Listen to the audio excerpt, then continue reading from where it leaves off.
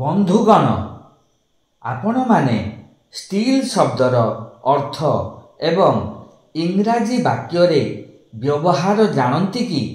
ଆସନ୍ତୁ ଆମେ ଷ୍ଟିଲ୍ ଶବ୍ଦର ଅର୍ଥ ଜାଣିବା। ଷ୍ଟିଲ୍ ଶବ୍ଦ ଯେତେବେଳେ ବାକ୍ୟରେ ଆଡଭାର୍ବ ରୂପରେ ବ୍ୟବହୃତ ହୁଏ, ତାର ଅର୍ଥ ହୋଇଯାଏ ବର୍ତ୍ତମାନ ସୁଦ୍ଧା ବା ସେତେବେଳ ସୁଦ୍ଧା। କୌଣସି ସମୟର ଏକ ନିର୍ଦ୍ଦିଷ୍ଟ ମୁହୂର୍ତ୍ତ ପର୍ଯ୍ୟନ୍ତ ଚାଲିବା ଏବଂ ଶେଷ ନ ହେବାକୁ ଦେଖାଇବା ପାଇଁ ଏହା ବ୍ୟବହୃତ ହୁଏ। ଉଦାହରଣ, I wrote two them last month and I M steel waiting for a reply. ଗତ ମାସ ମୁଁ ସେମାନଙ୍କ ପାଖକୁ ଚିଠିଟିଏ ଲେଖିଥିଲି, ଏପର୍ଯ୍ୟନ୍ତ ମୁଁ ତାର ଉତ୍ତର ଅପେକ୍ଷାରେ ଅଛି।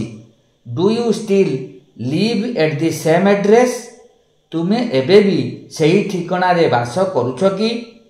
ଏହି ଉଦାହରଣରୁ ଜଣାପଡ଼ିଲା ଯେ ୟେଟ୍ର ଅର୍ଥ ଏପର୍ଯ୍ୟନ୍ତ କିମ୍ବା ଏବେ ବି ଅଟେ। ଏହା କେତେବେଳେ ତଥାପି ଅର୍ଥରେ ବ୍ୟବହୃତ ହୁଏ। ଉଦାହରଣ, we searched everywhere but we still could not find ଇଟ୍।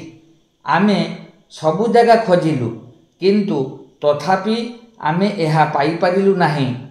ଏହା କେତେବେଳେ ତୁଳନାକୁ ଶକ୍ତିଶାଳୀ କରିବା ପାଇଁ ବ୍ୟବହୃତ ହୁଏ। ଉଦାହରଣ, ଦି next day was ୱାର୍ମର steel.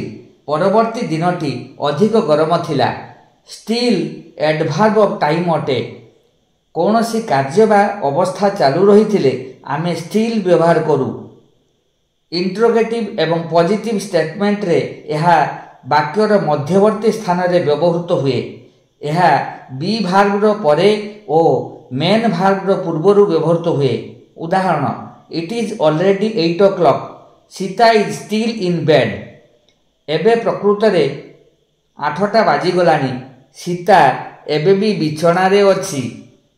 Steel negative ବାକ୍ୟରେ ସବଜେକ୍ଟ ରୂପେ ସବଜେକ୍ଟର ପରେ ଏବଂ ନେଗେଟିଭ୍ ପୂର୍ବରୁ ବ୍ୟବହୃତ ହୁଏ। ଉଦାହରଣ, ଦି ମନି ଅର୍ଡର ଷ୍ଟିଲ୍ ହ୍ୟାଜେଣ୍ଟ କମ୍। ଏହି ବାକ୍ୟରେ ଦି ମନି ଅର୍ଡର ସବଜେକ୍ଟ ଅଟେ। ଷ୍ଟିଲ୍ ତାର ପରେ ବ୍ୟବହୃତ ହୋଇଛି ଏବଂ ହ୍ୟାଜେଣ୍ଟ ପୂର୍ବରୁ ବସିଛି। ଏହି ବାକ୍ୟର ଅର୍ଥ ହେଲା ମନି ଅର୍ଡରଟି ଏପର୍ଯ୍ୟନ୍ତ ଆସିନାହିଁ। ଷ୍ଟିଲ୍କୁ ବର୍ତ୍ତମାନ ସମୟର କଥା କହିବା ପାଇଁ ବ୍ୟବହାର କରାଯାଏ। ଏଡଜେକ୍ଟିଭ୍ ରୂପେ ବ୍ୟବହୃତ ହେଲେ ଏହାର ଅର୍ଥ ହୋଇଯାଏ ସ୍ଥିର ବା ଅବିଚଳିତ ବା ନିଶ୍ଚଳ ଇତ୍ୟାଦି। ଉଦାହରଣ, the still night air is fresh and cool. ରାତ୍ରିର ସ୍ଥିର ପବନ ଆରାମଦାୟକ ଓ ଥଣ୍ଡା। ନାଉନ୍ ରୂପରେ ବ୍ୟବହୃତ ହେଲେ ଏହାର ଅର୍ଥ ହୋଇଯାଏ ଏକ ସିନେମାର ଏକ ଫଟୋଗ୍ରାଫ।